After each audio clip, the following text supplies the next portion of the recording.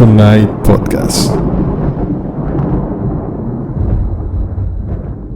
Amigos, bienvenidos a otro episodio más del Tonight Podcast. Y en esta ocasión vamos a platicar del cómic que se llama Camelot 3000 de Mike W. Barr y de Brian Boland. Y para ello me va a estar acompañando Aline.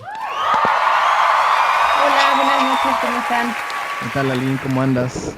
Está Bien, con nosotros aquí, también. con la lluvia. Sí, nos tocó ahora tiempo lluvioso. Está con nosotros también Abraham Martínez, Cuervo Oscuro. Hola Miguel, hola Lynn, buenas noches al público que nos escucha aquí en la mesa redonda de Camelot del Tonight Podcast y por supuesto hinco mi rodilla en el suelo para saludar a nuestro rey Pollicio en cabina. Toin. Pues, ¿qué crees, Abraham? Pollicio no está en cabina. Anda de Hombre, vacaciones. ¿quién es ese pájaro que veo por ahí entonces? No, ahorita está Monín en los controles. Está el Monín porque Pollicio anda de vacaciones. También está con nosotros Gil Agudín. Buenas noches, ¿cómo están? Bien, Gil. Saludos de nuevo. Bien, gracias. Yo soy Miguel Ángel Hernández. Y pues tenemos que irnos primero con Gil, porque Gil es el que nos recomendó esta obra de Camelot 3000. ¿Y qué tiene que ver el nombre de Camelot? ¿Qué tiene que ver con las leyendas artúricas? ¿Por qué sale un rey? ¿Por qué es el futuro? ¿Qué es esto? ¿No? Gil, tú platícanos, cuéntanos, ¿tienes algún antecedente por ahí? ¿Cómo llegaste a esta obra? Tú dinos. Híjole, pues hay muchísimas cosas que platicar, ahora sí que ni por dónde empezar. En lo personal te puedo decir que a mí siempre me gustó mucho la historia del rey Arturo.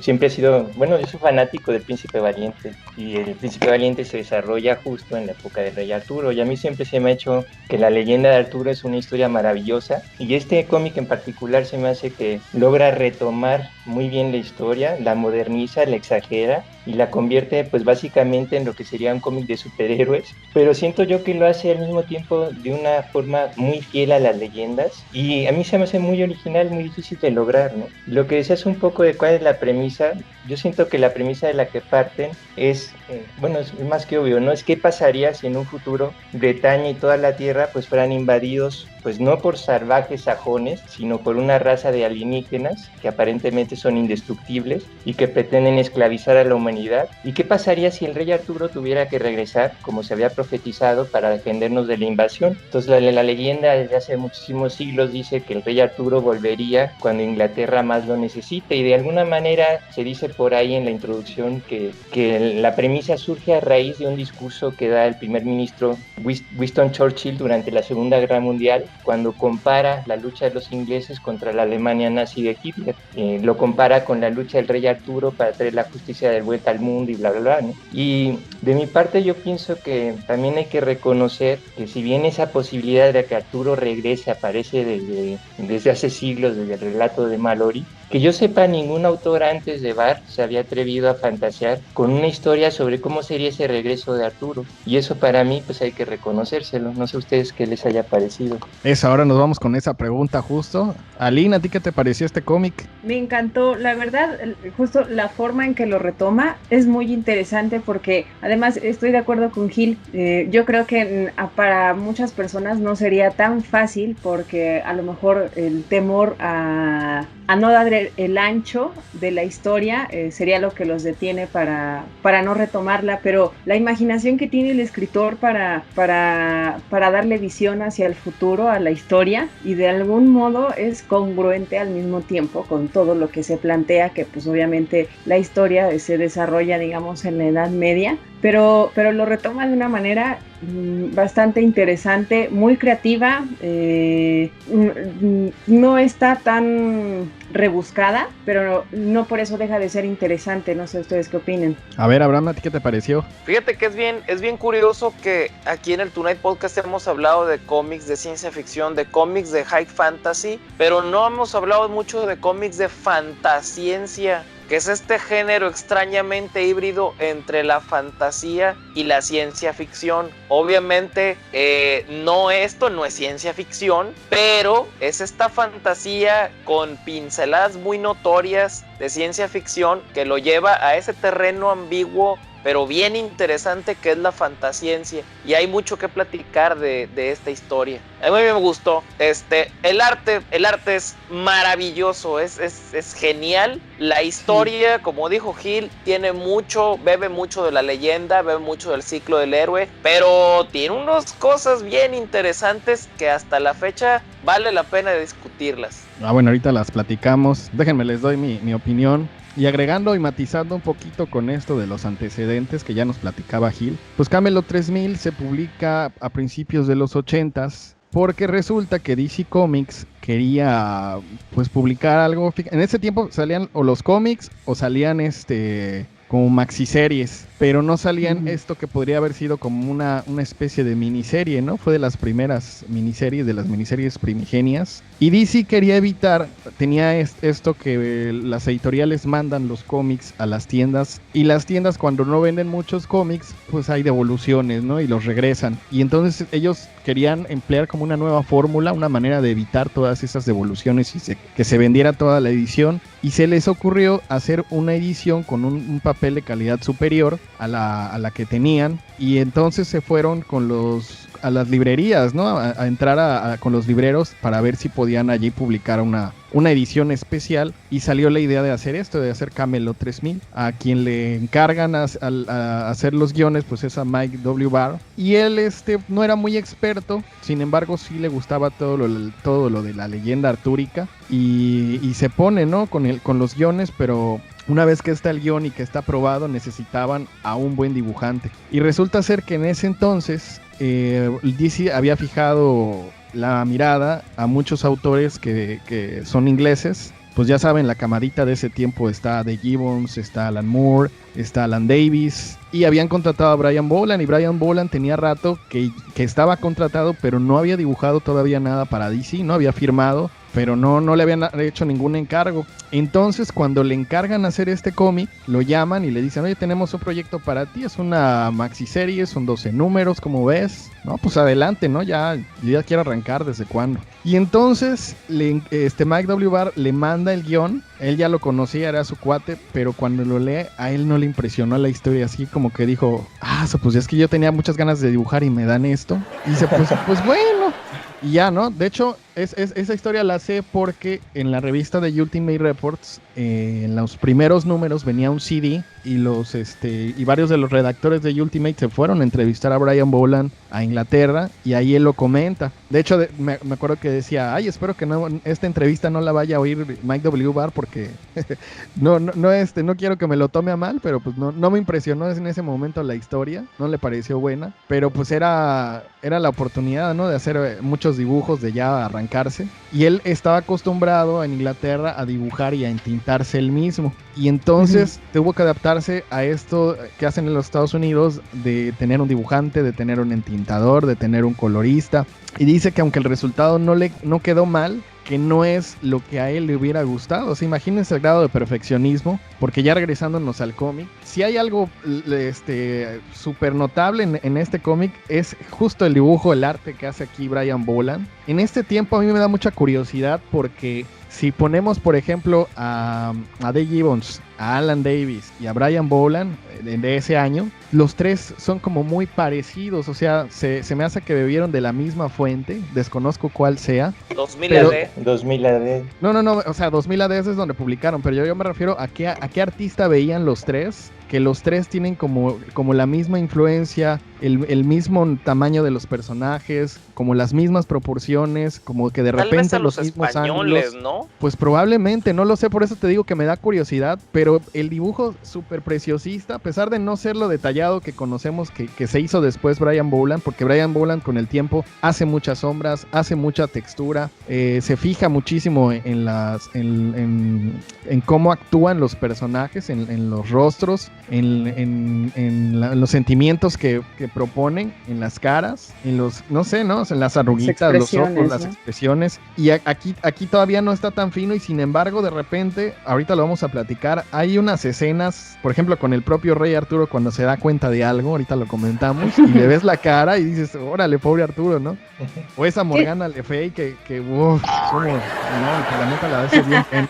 Yo sí me recreaba, iba pasando las páginas y llegaba una donde estaba Morgana y decía, ay, y trae tanguita, y ay, qué pantorrillotas y así. Que se supone que era uno de los fines también, este tipo de cómic, ¿no? Que tenían, en esa época tenían mucho la idea de, uno, de que el cómic estaba dirigido a un público infantil, pero además tenían como un sello, ¿no? El Comic Code Authority, que se supone que todo cómic debía de traer su loguito para que supieras como que era libre de maldad el cómic, ¿no? Y lo que dice es que DC y lo que buscaba era crear una línea de cómics para gente adulta, y obviamente eso implica pues una impresión diferente. Lo que comentabas de el papel Baxter, que es un papel que por lo que entiendo era muy caro pero libre de químicos, pero hacía que la tinta fijara mucho mejor en el papel. Entonces obviamente eran ediciones muy diferentes a las que se venden, digamos, económicas para el público, y además los puntos de distribución no eran los mismos, ¿no? Porque obvio no podías poner, como dices tú, esa ilustración de Morgana en medio de la calle,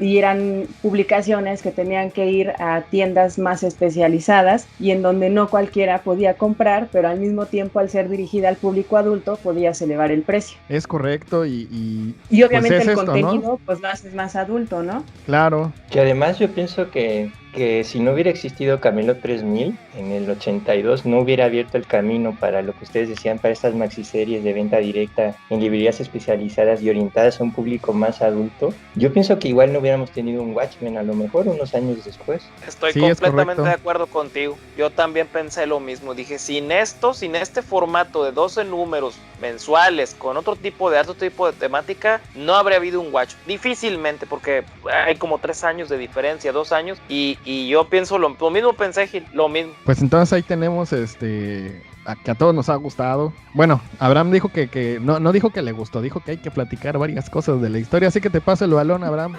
¿Qué nos dices del apartado del guión? Porque pasan bastantes cosas. Y no sé si puedo hacer una rápida reseña para que los que nos están oyendo.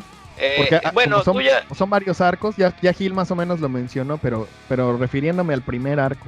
Sí, es que tú ya dijiste la premisa. Básicamente estamos en el año 3000 y un año 3000 que vaya, es el año 3000 porque lo dicen, pero tú ves a la gente en la calle y híjole, parece que es 1982, excepto porque el carro flotante, todo angular, todo cuadrado, pero por lo demás la ropa, todo o sea, sí siento al principio, al inicio, empiezas a leer y dices, esto no parece el año 3000, si acaso parece el año 2100, y retrofuturista, cassette punk. Pero hay una explicación mucho más adelante que ahorita voy para allá. Respecto a la historia, ok, es la premisa de Arturo. Viene esta invasión a la Tierra, este muchacho llamado Tom, arqueólogo, se topa con la tumba de Arturo, lo revive en el momento en que Inglaterra lo necesita, el mundo, y inicia esta nueva mesa redonda con menos caballeros, pero que nos permite explorar mejor la relación que tenían entre ellos. En particular, se clava mucho, como en la leyenda artúrica original, en Ginebra en latino y Lanzarote o Lancelot, que en la leyenda son la ruina. Esta mujer es la ruina de Camelot, y porque se engaña Arturo con Lancelot. No es un spoiler, desde hace 1500 años o 1000 años, esto ya se sabe. Como historia, mira, en realidad está bien escrito. Lo que tenía que escribir como plot lo desarrolló muy bien. Yo te decía, me parece que la historia no es algo que sea tan largo, no es tan complejo, más bien está bien descomprimido. Morgan Le Fay está intentando nuevamente pues destruir a Valón, destruir la Tierra, destruir a Arturo, y Merlín pues impedirlo. Y los caballeros tienen sus problemas de seres humanos que se van desarrollando en estas búsquedas por liberar la Tierra, por vencer a Morgan Le Fay o Morgana, como la conocemos en español. Y finalmente pues hay un cierre de este ciclo legendario que me parece muy bueno. Creo que para mí, más que la historia, que insisto, la historia es fantasciencia. son caballeros en armaduras con espadas y pistolas láser acá en el cinturón, peleando con unos extraterrestres medio insectoides reptilianos que tienen pésima puntería, que con un disparo destruye su nave, 100% aventuras, ¿sí? Entonces, creo que como historia de fantasciencia, que es si Arturo y sus caballeros volvieran a tener una vida en el mundo actual, pero recordando lo que ocurrió, ¿harían todo exactamente igual o harían las cosas diferentes? Si tú tuvieras una segunda oportunidad de vivir tu vida, ¿harías todo exactamente igual o cambiarías algunas cosas? Eso es algo bien interesante. No sé ustedes qué opinen de eso.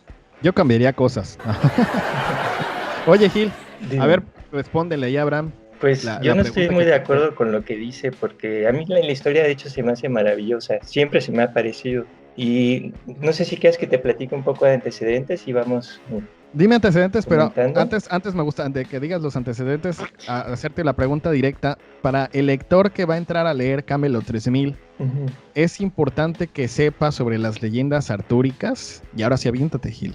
De hecho, yo creo que es al revés. Yo creo que es un buen punto de entrada para el que no lo conoce, para entender más o menos de qué va la historia, conocer los personajes principales. Y lo más seguro es que le llame la atención y que a raíz de eso quiera investigar y irse a las bases, ¿no?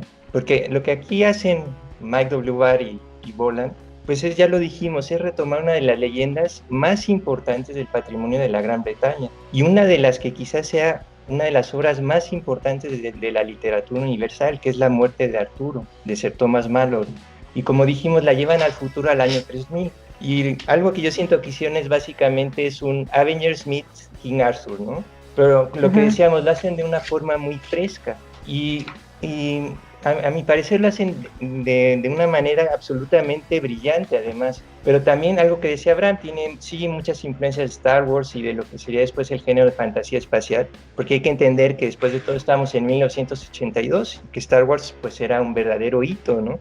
Y es muy difícil saber cuál fue la verdadera historia del mito arturiano, que son básicamente este conjunto de leyendas que cuenta la historia y la época de un héroe conocido por generaciones como Arturo, y que además se ha demostrado que están basados de alguna manera en un héroe que existió de verdad. La historia se ha ido modificando mucho con el tiempo. A lo largo de los siglos los cronistas le han ido añadiendo y han ido quitando cosas y la han ido exagerando cada vez más y más y más, ¿no? Pero el origen de la leyenda viene del siglo V después de Cristo, cuando se supone que la provincia de Bretaña estaba ocupada por los romanos y fue invadida por invasores sajones. Las tropas romanas se retiraron y dejaron que los nativos se defendieran contra los invasores, y se supone que los británicos se unieron bajo las órdenes de un jefe militar de nombre Ambrosius Aurelianus, quien se supone que fue el verdadero rey Arturo, que inspiró los mitos que vinieron después. El caso es que el personaje de Arturo prendió rápidamente en el colectivo popular, y lo que era verdad y lo que no, pues ya acabó siendo lo de menos, ¿no? Se acabó perdiendo en la leyenda, con los siglos se fue enriqueciendo, se fue exagerando cada vez más y más, y son muchas las versiones que han contado la misma historia después, pero quizás la más importante y la que aquí toman los autores es la de Sir Thomas Malory, que además era todo un personaje el mismo, ¿no? Y La muerte de Arturo, no lo comentamos, fue la obra que más influenció los mitos arturianos a partir de ahí, y representa de alguna manera lo que sería la transición del romance, que es el libro de aventuras medieval, a lo que sería la novela moderna. No sé si quieran que platiquemos un poco de cómo va el primer número y lo vamos comentando. Sí. Va adelante. ¿A quién le dejamos eso? El primer eso? número se llama Antiguo y Futuro Rey. Ajá. Y abrimos ese primer número con una escena espectacular. Estamos en el año 3000 y unas naves alienígenas están destruyendo Londres. Y es entonces cuando nos presentan a Tom, que es un joven que junto con su familia huye de la devastación tratando de llegar a París para unirse a la resistencia. Y no es casualidad que el personaje de la historia, el protagonista, se llame Thomas. Claramente el nombre es un homenaje de los autores a Sir Thomas Malory. Y en su vida los alienígenas matan a los padres de Tom, que queda desconsolado y huye y se refugia en la abadía de Glastonbury, en una región de Inglaterra que está siempre pues, en medio de leyendas y de misterios, y en donde entendemos que él estuvo trabajando en unas excavaciones arqueológicas que tuvo que dejar interrumpidas después de esta invasión. Y mientras huye de los alienígenas se pierde por un corredor bajo las rocas que nunca había visto antes, y en la oscuridad tropieza literalmente con un sarcófago que tiene la inscripción: aquí yace sepultado el famoso rey Arturo, antiguo y futuro rey. Y tratando de huir, pues Tom trata de mover el sarcófago con una palanca, pero ¿cuál es su sorpresa cuando ve que del sarcófago sale una mano y es Arturo Pendragón, el rey de Bretaña, el señor del Imperio Romano, ¿no? Que inmediatamente le pregunta cuánto tiempo, cuántas noches me he dormido, ¿no?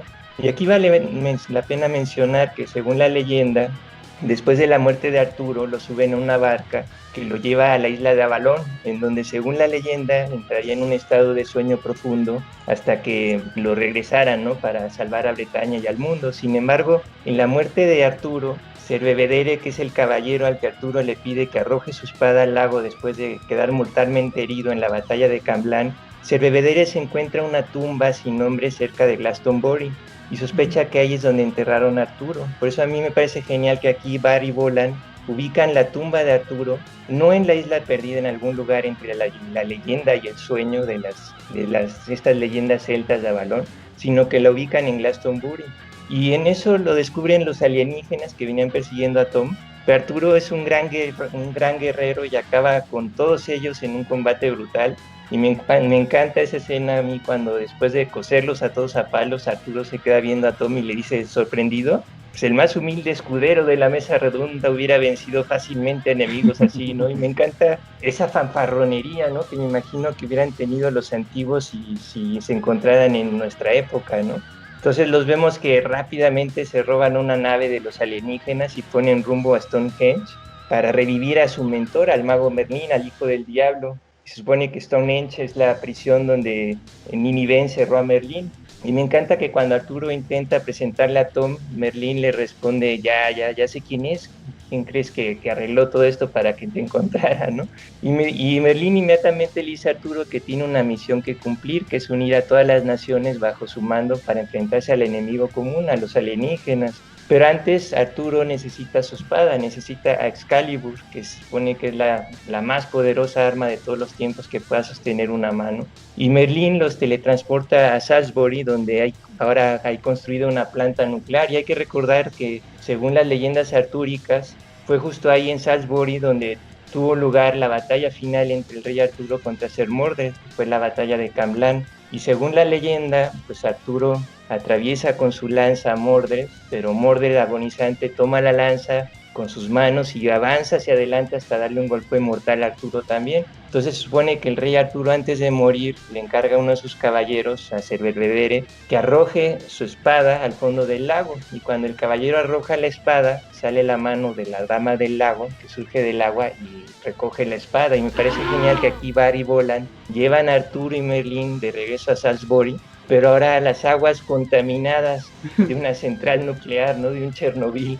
en donde Merlín invoca de nuevo a la dama del lago para que le devuelva la espada a Arturo, pero cuando la espada está a punto de llegar volando a manos de Arturo, vemos que desaparece, y casi al mismo tiempo nos vamos a una asamblea en el edificio de las Naciones Unidas, vemos que el suelo empieza a temblar, se cuartea, y surge un pedazo de roca. ¿Y cuál es la sorpresa cuando ven que la roca tiene una espada enterrada con la inscripción que dice: quien extraiga la espada de esta piedra es el legítimo rey de toda Bretaña? Y con eso cierra el primer número.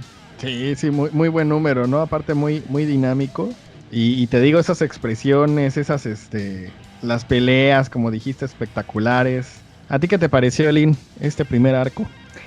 Lo que pasa es que llama mucho la atención, uno, porque como dice Gil, hacen el contraste como de un hombre del año 3000, en este caso, que sería Tom, que como dice, es súper miedoso. No sé si se acuerdan que en algún punto de la historia él ni siquiera quiere continuar con Arturo hasta que cae en cuenta que de todas maneras ya no tiene familia y pues da lo mismo hacia el lugar al que se vaya a dirigir, ¿no? Y él en realidad encuentra el sarcófago de Arturo más bien porque se está escondiendo con la esperanza de que los alienígenas no lo vayan a encontrar, no lo vayan a descubrir en el lugar, y todo el tiempo está como que sorprendido, ¿no? Incluso cuando llegan a Stonehenge, que bajan de la nave, dice que ahí quedaba claro en ese momento quién pertenecía a ese lugar y quién no, y el que no se sentía dentro del lugar era Tom, ¿no?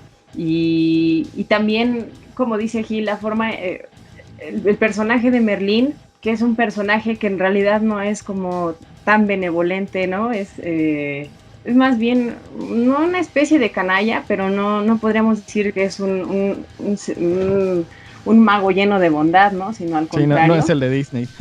Sí, no. Ajá, exacto, dista mucho de, ¿no? Y también la otra parte, por ejemplo, todos los colores que maneja la paleta que se maneja a lo largo de la Mira. historieta son colores muy brillantes, colores primarios. A lo mejor siento yo que no es una paleta de color muy complicada, pero que sí está muy bien aplicada, porque no hay ninguna viñeta, ninguna plancha que no te llame la atención por lo vibrante de los colores, ¿no? Mira. A ver, Abraham, ¿tú tienes alguna opinión con lo de los colores?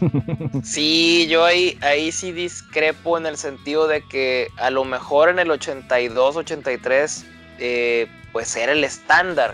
Sinceramente, lo ves a 30 años de distancia y para mí, híjole, bueno, más 40, casi 40 años de distancia, y yo la verdad es que sí lo sentí que se ve viejo. Digo, estoy de acuerdo que la aplicación del color es buena, pero a mí sí me gustaría ver con ese trazo tan anatómicamente apropiado y tan dinámico. Sí me gustaría ver unos colores un poco más realistas o más realistas. Pero justo, no sé, bueno, por ejemplo, hay dentro de la teoría del color, el color siempre tiene un ciclo, ¿no? Vas como que incluso cada persona tiene un ciclo de color a lo largo de su vida. Vas pasando de los colores más brillantes a los neutros, a los terrosos, etcétera, etcétera, hasta que llegas al negro y vuelves otra vez al brillante. Mi punto es que, por ejemplo, esa paleta, al menos ahorita, a mí me parece que es una paleta que está bastante actual.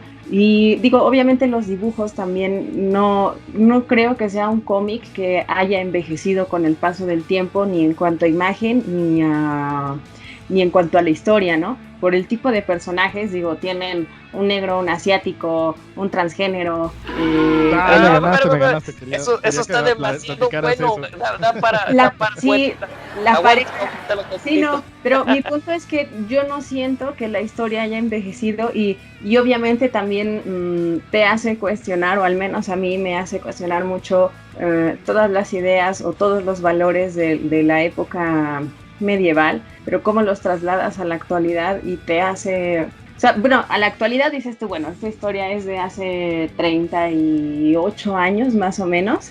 Sin embargo, los valores que refleja están muy actuales, pero al mismo tiempo te hace cuestionar entonces cuáles eran los valores de la Edad Media, que se supone que estaban basados en el cristianismo. Entonces, te hace cuestionar un montón de cosas, claro, tampoco es como que demasiado profundo, ¿no? Pero no siento que la historia haya envejecido tanto, que se vea, que la veas y digas, no, hombre, esto ya es pasé. A lo mejor sí, porque por el lado de la tecnología, ¿no? Que ellos siguen manejando mucho como que, bueno, no sé si se acuerdan esa escena que dice Gil cuando aparece el yunque, que está el reportero, tienen ahí como que su camarita, sería como una especie de dron, ¿no? Pero hay varias cosas que, aunque fue en la época de los 80s, aterrizadas no al año 3000, pero sí, por ejemplo, en nuestra época, están bastante bien aterrizadas, ¿no? O sea, sí, no lo siento tan viejo en la historia, no se le nota, la verdad. Yo me refería al estilo de color, no a la historia. No, la historia, por eso te dije, no, espérate, porque eso está buenísimo para platicarlo. Que bueno, si ustedes quieren, por ahí empezamos, o si nos vamos más despacito y hablamos del 2. No, vamos a eso, pero para terminar con lo del color, fíjate que sí lo veo, este es un color, para los que nos oyen y aún no han leído el cómic, o si lo están viendo en YouTube, pues son colores como si fueran lo que ahora le llamamos plastas, medio pastelitos, tonos muy suaves. Sí, al principio pues es un tono, por ejemplo, con ese tipo de tonos colorearon Watchmen. Sin embargo, aquí la paleta pues es un poquito distinta, es un poquito más chirriante, más chilloncita, pero pues, no sé, después del primer número como que te acostumbras y ya para los siguientes no, bueno, a mí no me movió nada, o sea, me fue acompañando muy bien al dibujo. Sí. No me molestó. Uh-huh. No sé tú, Gil, si tengas algún comentario sobre el color. No, pues era el color de la época, hay que entender en qué época se hizo, así eran los cómics de esa época, ¿no? Y en lo personal no me desagradan para nada. Ahora vamos con la siguiente parte de la historia porque, esto está muy rico de platicar. Aquí voy a empezar contigo, Aline, y déjame lo planteo. En esta historia, les platico a todos, a los que nos oyen, que pues ya el rey Arturo y Merlín ya tienen a Excalibur, pero ahora necesita la mesa redonda para poder ir contra los extraterrestres. Y entonces la búsqueda de ir con todos los que pertenecían a la mesa redonda. Sin embargo, pues como aquí los van como a reencarnar, vamos a decir. Por ejemplo, Sir Kay, aquí se llama Martins, él está en Chicago. Percival, pues ahora va a ser un monstruo porque va a tener una mutación por ahí. Sir Gawain también anda por acá. Entonces los va juntando a todos, pero llega con Tristán. Y Tristán aquí lo reviven, pero en el cuerpo de una mujer. Y ese personaje, cuando yo lo leí, dije, wow, o sea, en esa época, un personaje así, si ahorita hace mucho ruido, imagínense en los 80s. Y tengo que hacerte la pregunta a ti, Aline, ¿qué te pareció este personaje? ¿Cómo lo manejó Mike W. Barr?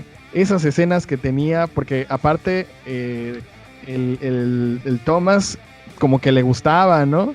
Sí, tenía ahí. Pero a él tenía ahí su crush. Pues, Tristán tenía su crush, entonces, no sé, estuvo muy bueno todo lo que le tocó a ese personaje, su arco.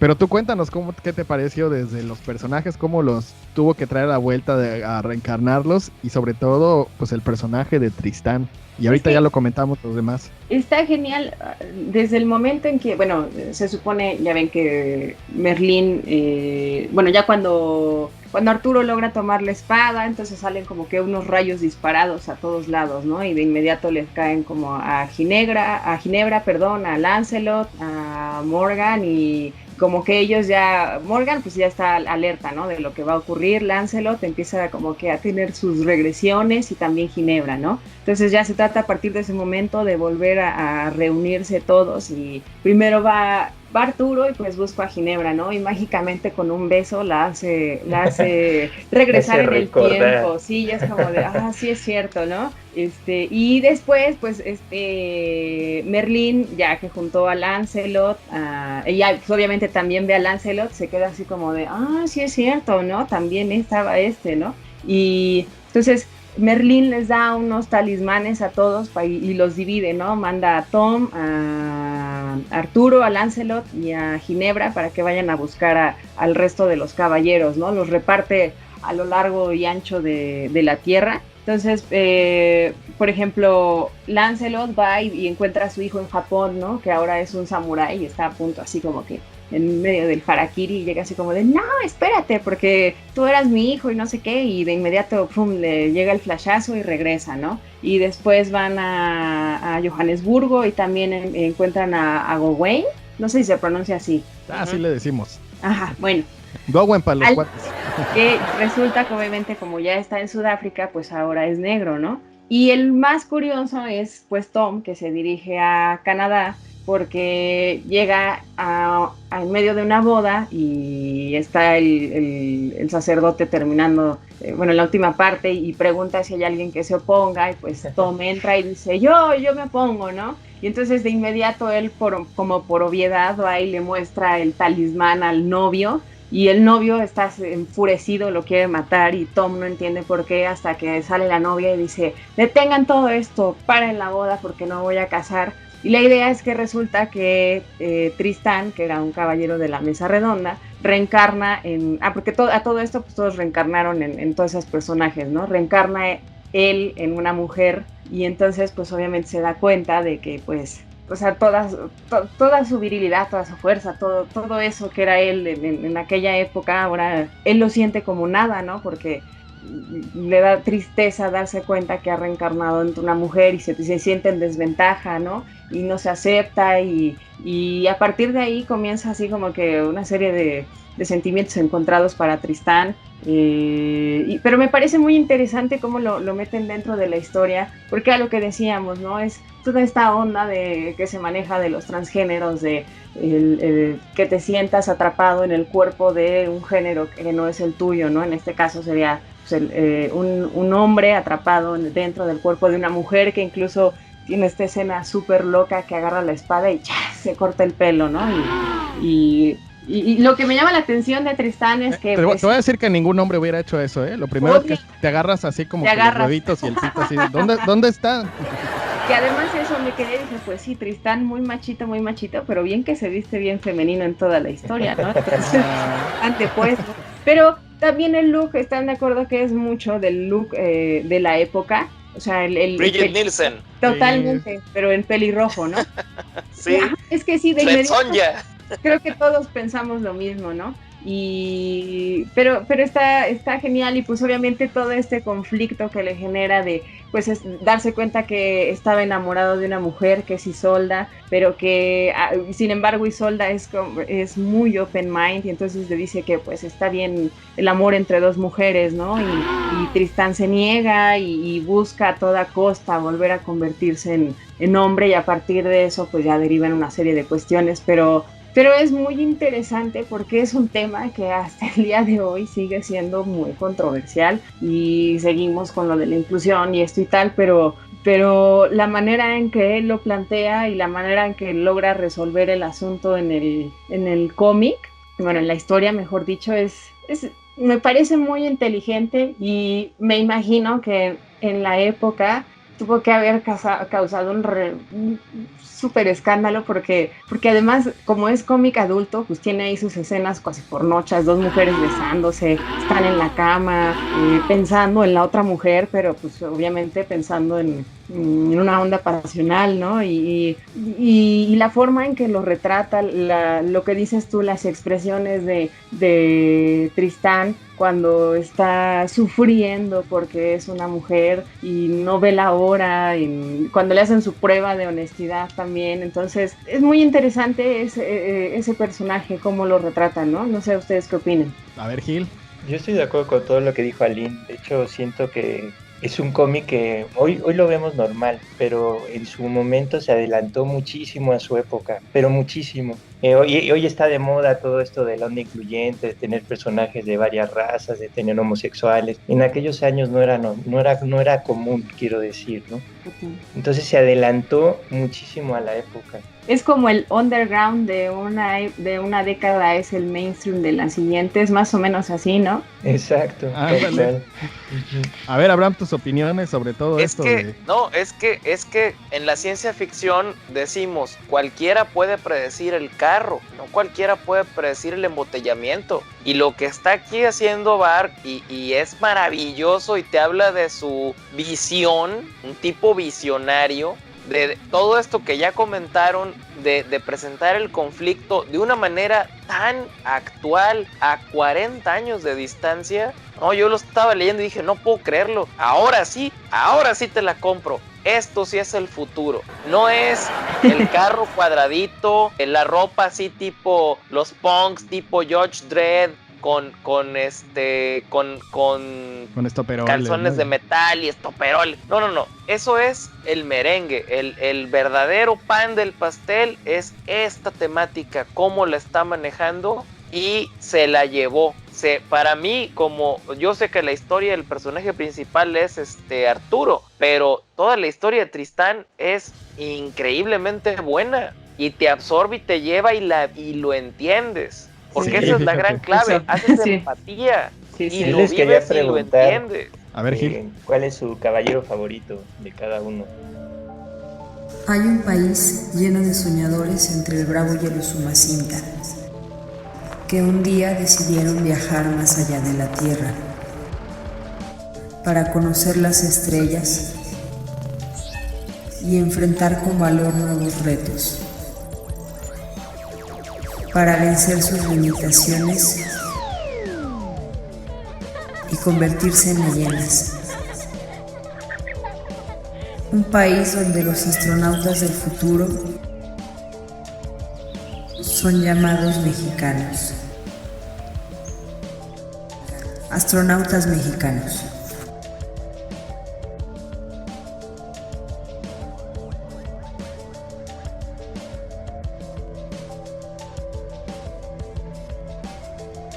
¿Cuál es su caballero favorito de cada uno? Pues yo te voy a decir, y me gustaría aquí que lo platicáramos todos, esa historia que también tiene Lancelot con Ginebra, ya ves que como que le da sus apañoncitos y todo, pero las expresiones del rey Arturo cada vez que los veía así como que se volteaba así como, no, por favor.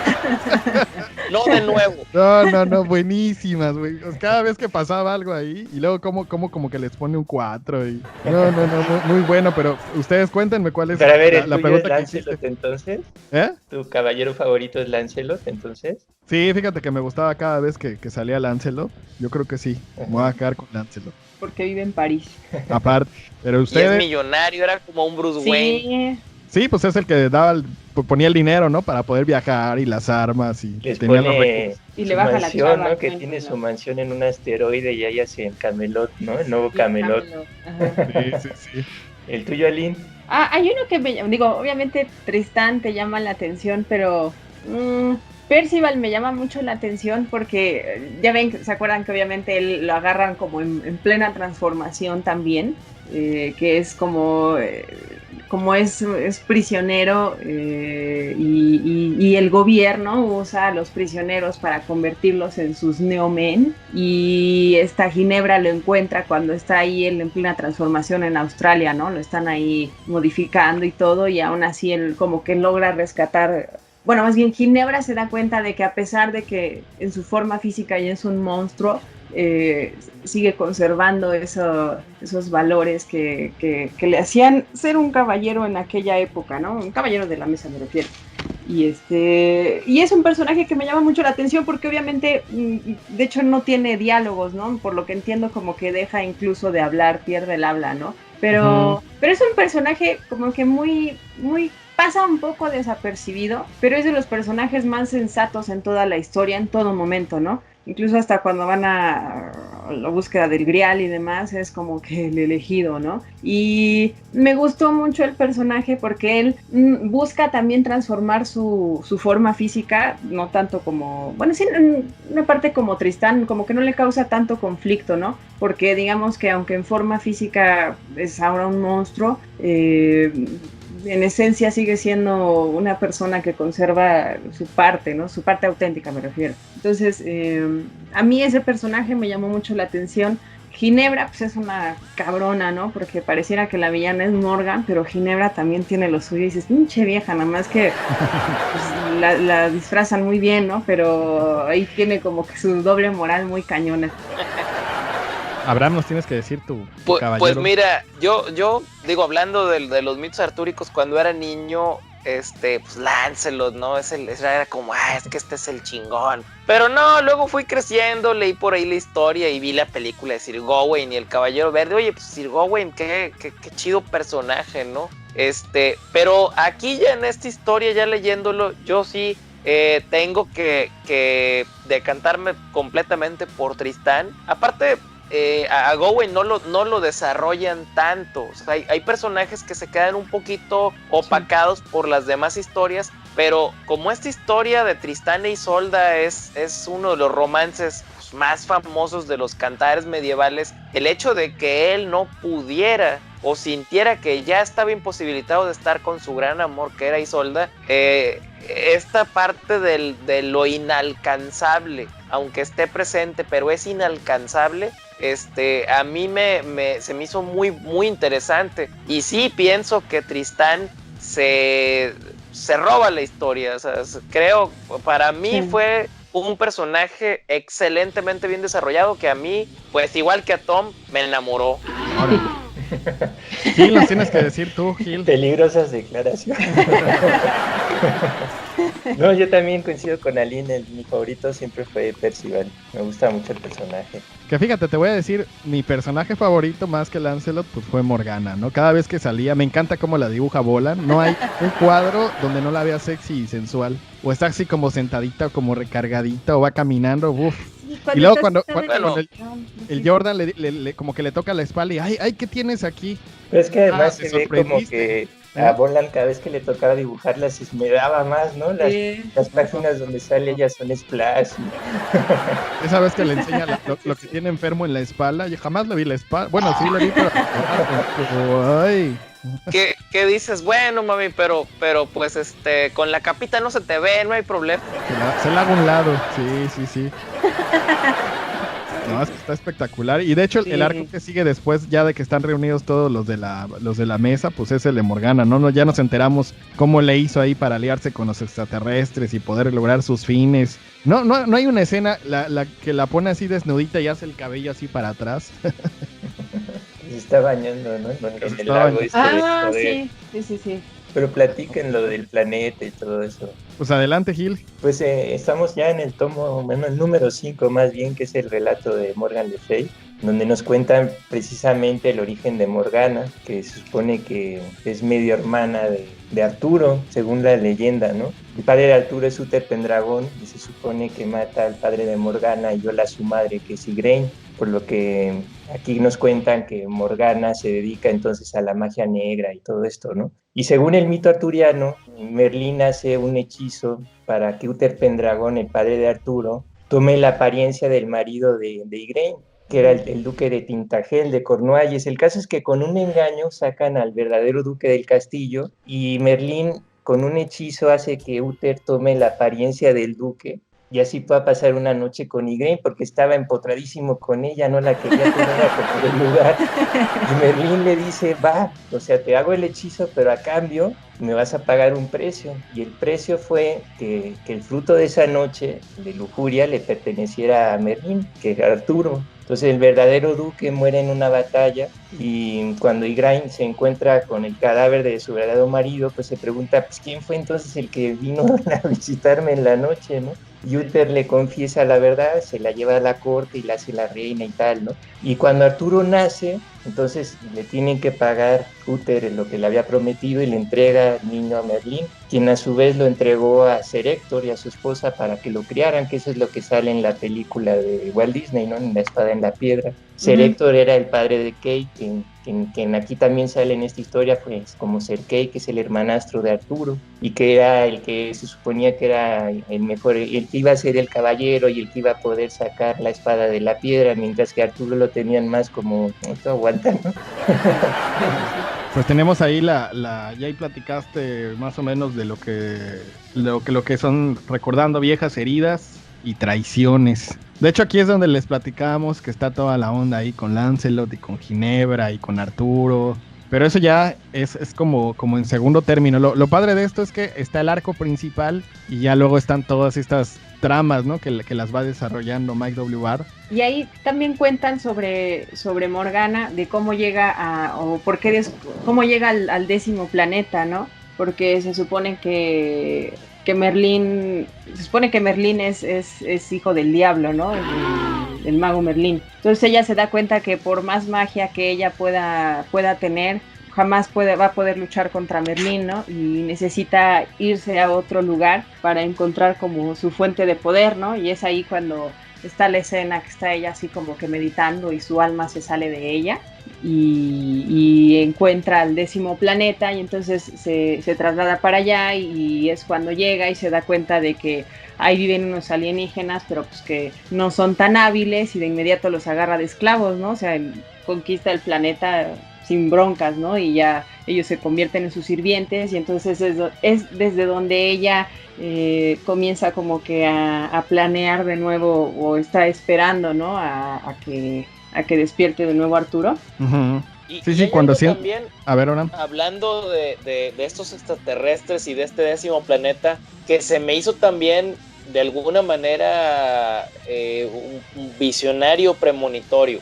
Recuerden que, bueno, sabemos que los insectos pues tienen una reina y la reina pone huevos y es la que crea la colonia y todos viven para servirla. Eso no tiene nada extraordinario, pero el hecho de ser una raza de aliens donde hay una reina que pone huevos y esta raza le sirve, pues igual se estaba adelantando unos añitos a lo que vimos en la película de Aliens. Entonces, aunque la historia o la idea viene del concepto de los insectos, las hormigas, las termitas, las abejas, pues no deja de tener cierto mérito que se adelantó como un cómic de una editorial grande a una película que pues fue un blockbuster de Hollywood, que obviamente me estoy refiriendo a Aliens. ¿No será que Ridley Scott leyó Camelot 3000? No, pero no es de Ridley Scott, es de James Cameron.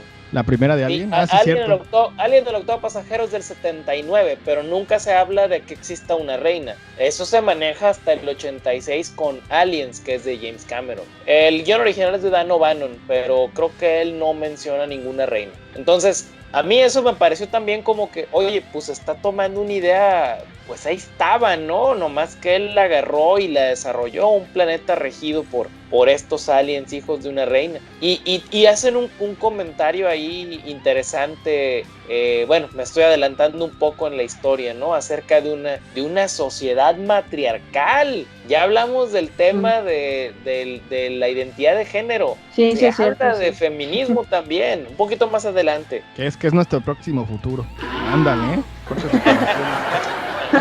Pues más bien, como lo manejan ahí, es nuestro remoto pasado. Originalmente la humanidad tenía un culto a la diosa madre y los clanes se regían en base a las matriarcas porque eran las únicas que sabían exactamente. Tú podías saber quién era tu mamá, pero no estabas completamente seguro de quién era tu papá. O como dice el dicho, hijo de mi hijo, quién sabe, hija de mi hija, esa sí es.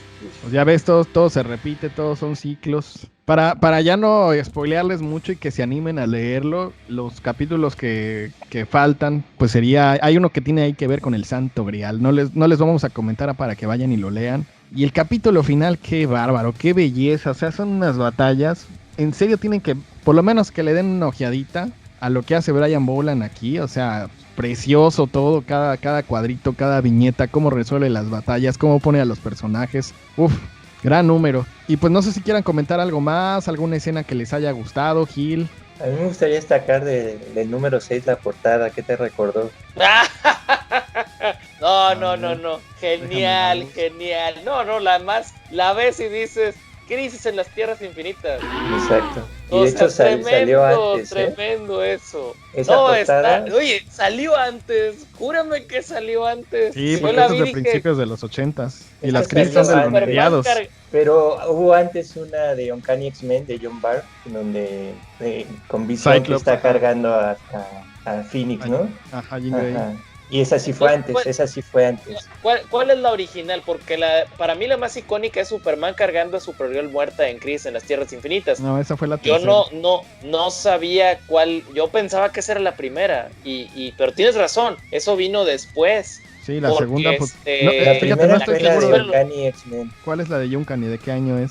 No sé, pero... Uncanny X-Men Ahorita empezó en el investigamos. 75 y la muerte de Fénix debe haber sido como en el En los 80, 70s. una cosa así, 79. Vamos a revisarlo por ahí. Bueno, esa sí no sabía, Gil, que esa portada originalmente, ese diseño tan icónico venía desde X-Men. Yo, la verdad es que me agarró en curva, lo vi y dije, la de Superman. No, esta fue antes, fue 3 años antes. Sí. ¿Qué otra escena o qué otro momento te gustó, Gil?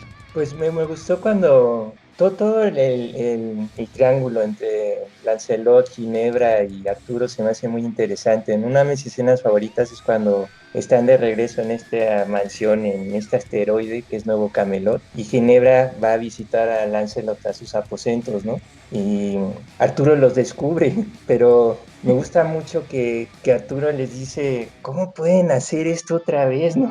Les comenta que a lo largo de todos los tiempos, pues los hombres siempre han deseado tener una segunda oportunidad, que ellos tuvieron esa segunda oportunidad y sin embargo, pues van y la malgastan, ¿no? Pero también lo entiendes de alguna manera que tanto Lancelot como Ginebra como Arturo pues se aman, ¿no? Y no lo pueden controlar, ¿no? De hecho también es interesante que Lancelot es el mejor amigo de Arturo y de hecho los dos sienten mucho aprecio el uno por el otro y mucho respeto y los dos darían la vida el uno por el otro. De hecho hay una escena por ahí donde Lancelot dice, es que yo daría lo que sea por ti menos a ella, ¿no? Y lo disculpa muy fácil, de hecho, ¿no? Sí.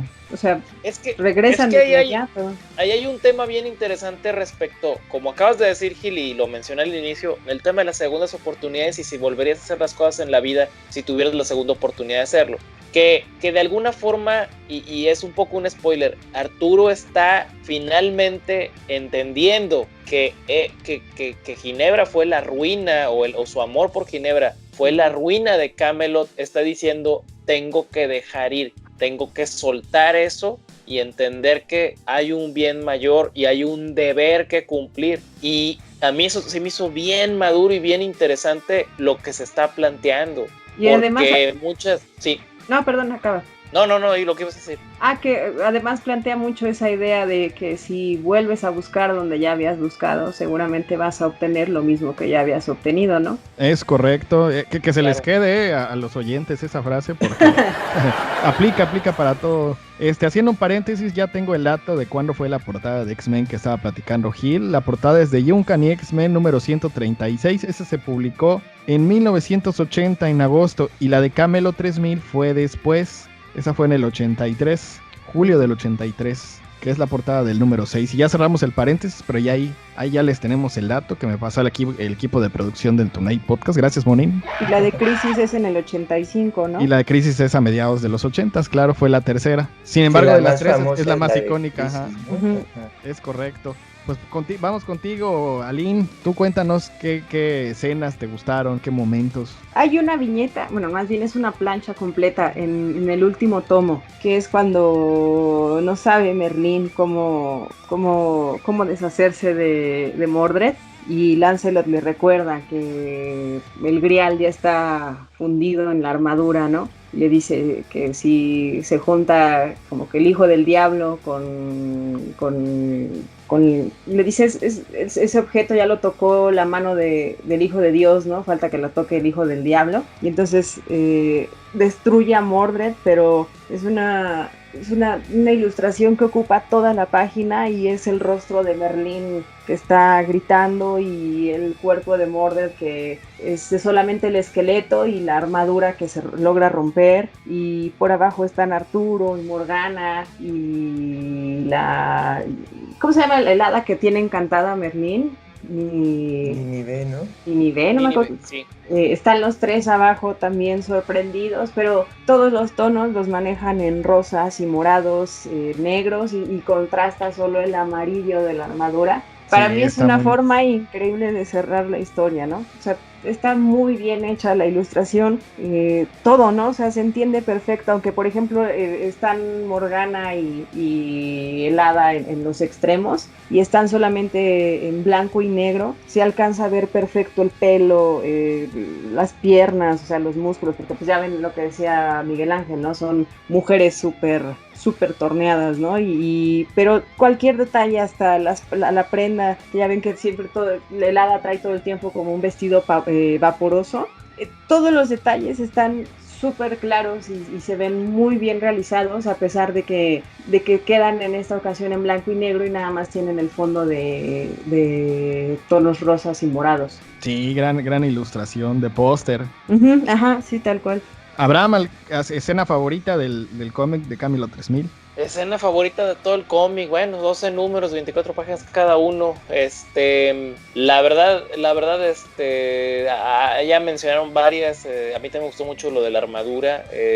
También ya dijiste, Miguel, con justa razón, que le rinden todo un homenaje a la bellísima Morgana. Y pues mira, yo creo que de todo el cómic, a lo mejor la escena o la página que más me pudo haber gustado fue cuando tenías estas escenas de combate contra los extraterrestres.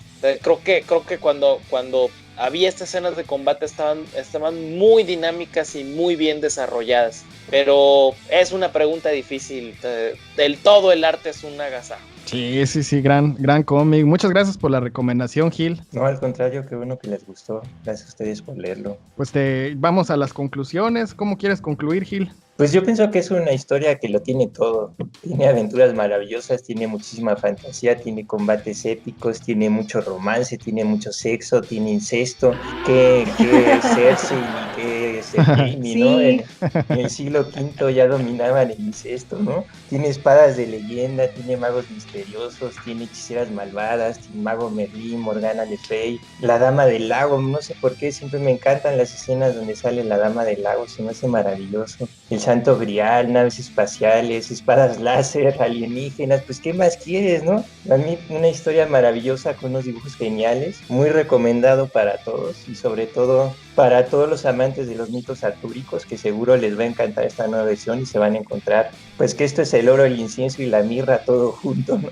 Exacto. Aline, ¿cuál sería tu conclusión? Es una serie que vale muchísimo la pena leer. No había tenido yo la oportunidad de leerla hasta ahora, pero te captura desde el principio. No es una historia muy difícil. Si no conocen la historia del rey Arturo, se puede leer aún así. Claro que al final te invita a que también busques más información. Y como dice Gil, no le pide nada a ninguna de las historias épicas de ningún tiempo. Tiene al casto, a la bruja, al héroe, tiene de todo. En serio que es una historia súper completa, pero además la forma en que logran juntar la Edad Media con, digamos, el futuro está increíble, en serio.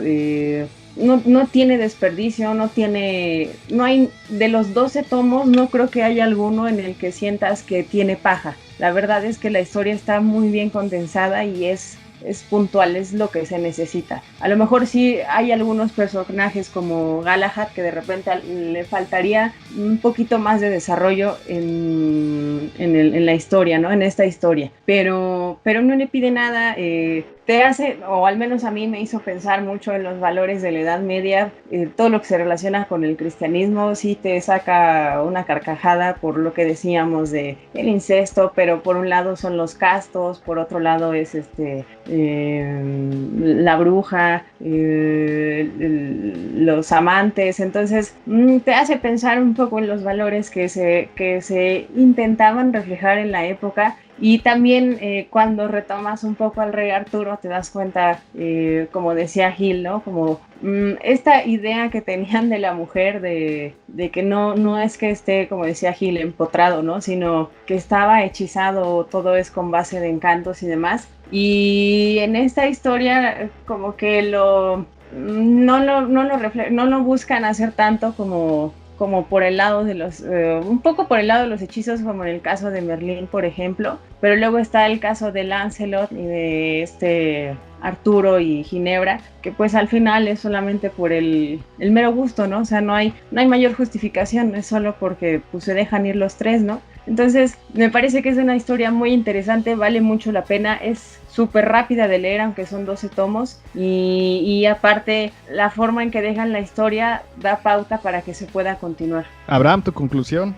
Pues como dijeron, es una excelente invitación para retomar toda esa literatura clásica de Occidente, fundamental, porque los cantares medievales, pues a lo mejor podríamos hablar de el rey Arturo en Inglaterra, y como podríamos hablar de Sir Gawain en Francia, o Lanzarote, o podríamos hablar de Siegfried en Alemania y del Cid en España. O sea, toda Europa está sembrada de esta literatura que es muy rica, que bueno, obviamente gracias al ingenioso Hidalgo, ahí fue donde terminó esta era y empezó otra nueva en la literatura, pero es bonito regresar y es bonito pensar que hubo gente que iba por las ciudades cantando estos cantares a cambio de un par de monedas y de tratar de hacer vida en las cortes. Y el día de hoy que sigue vivo este espíritu a través del cómic, pues para quienes contamos historias, pues sigue siendo algo muy romántico. Entonces, la verdad es que como puerta de entrada, pues más que bienvenida. El arte es espléndido, es maravilloso.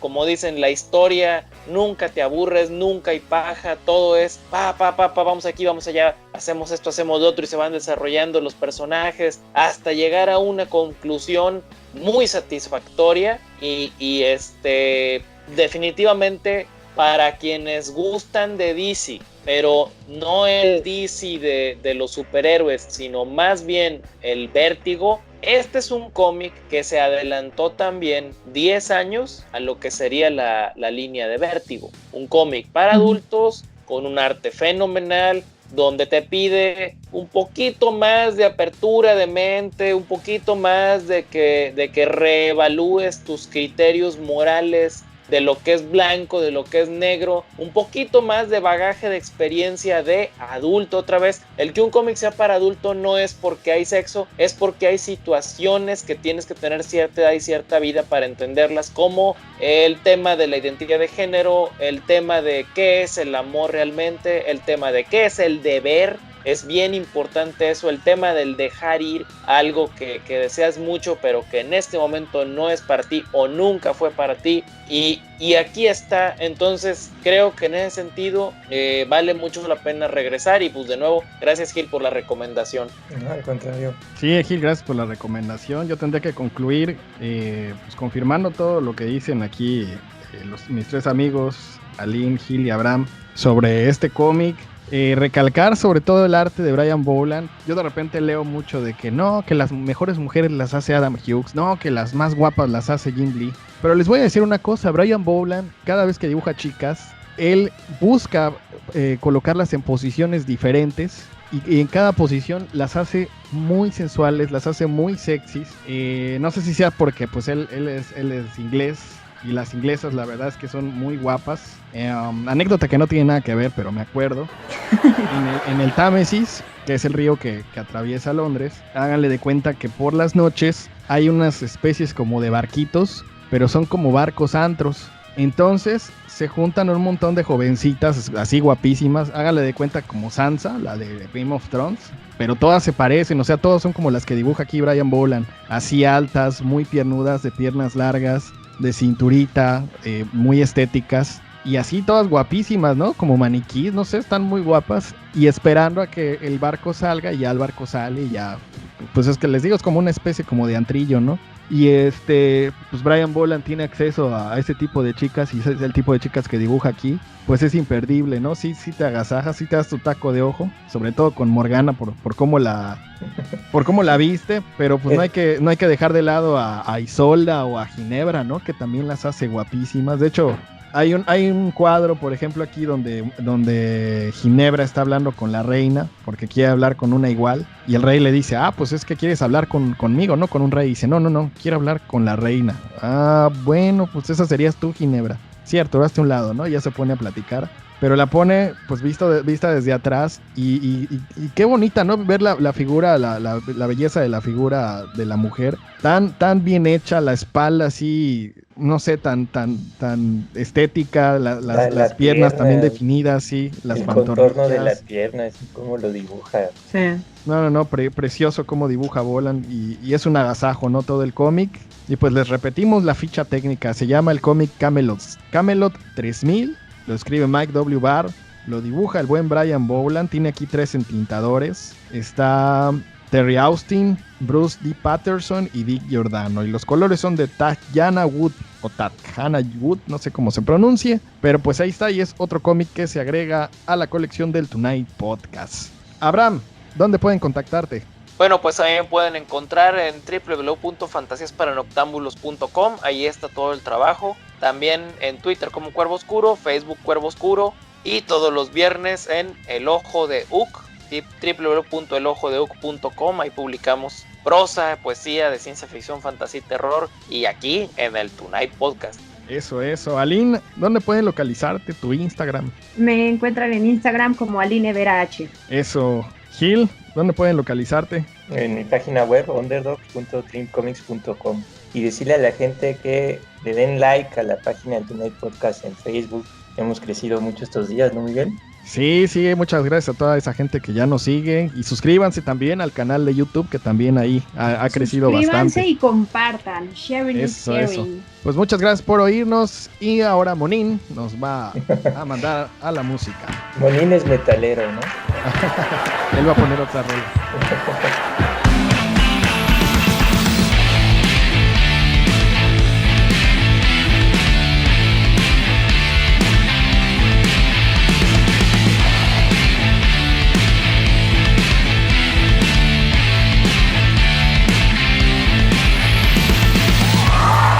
terminado este episodio. No se pongan así, recuerden que el siguiente domingo tenemos otro gran episodio aquí en el Tonight Podcast. ¿Y qué es lo que vamos a tener el siguiente domingo, Pollicio? Dieter Lumpen. Así es, regresamos al cómic europeo con esta grandísima obra de Jorge Sendner y de Rubén Pellejero.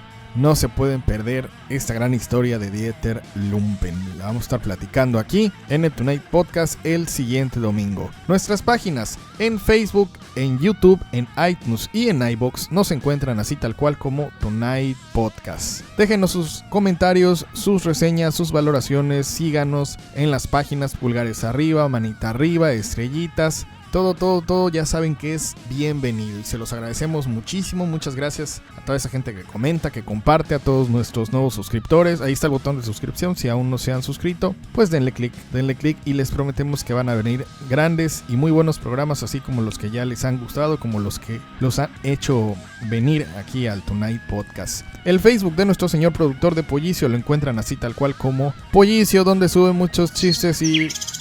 ¿Cómo?